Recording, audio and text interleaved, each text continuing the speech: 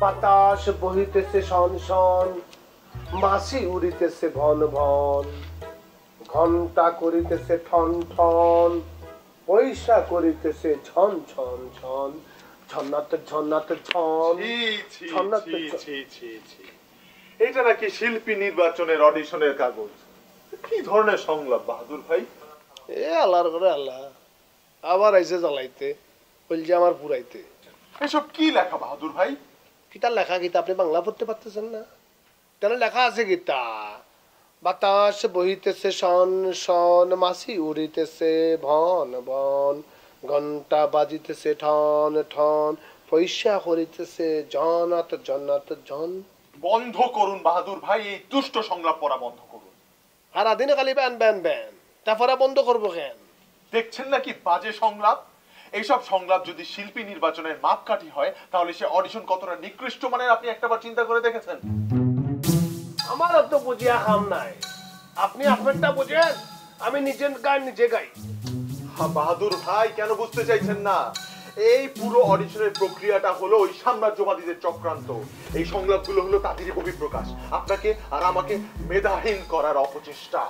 কিতা যে শুরু করলেন খালি বক বক বক, মনটা চাই কিছু জানেননি? আপনার একটা যে জোরে তম, ও ভাই জান না নিজের খামে, সবাই তো পড়িয়া ফেলতেছে সামে সামে।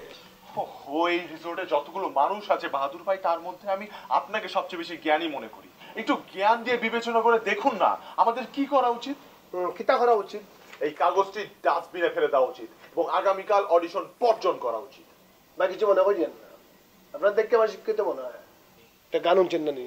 শিক্ষিত মানুষ আপনি ওনার কথা, রবীন্দ্রনাথ ঠাকুর জানেন, বিশ্বকবি, নোবেল পুরস্কার পাইছে, সেই গানটা কিছু জানেননি?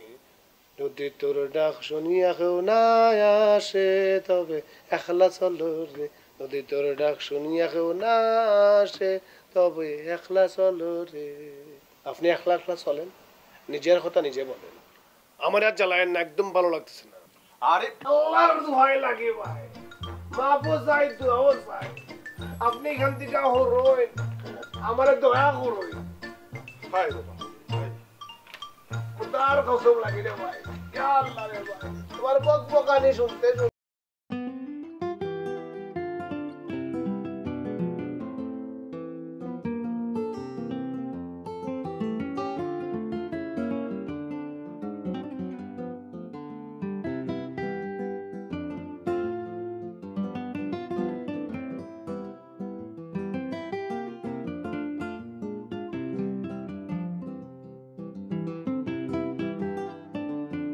চুল পড়া অনেক কমে গেছে। থ্যাংক ইউ মা। চুলের ভিটামিন জুই মাল্টিভিটামিন কোকোনাট অয়েল।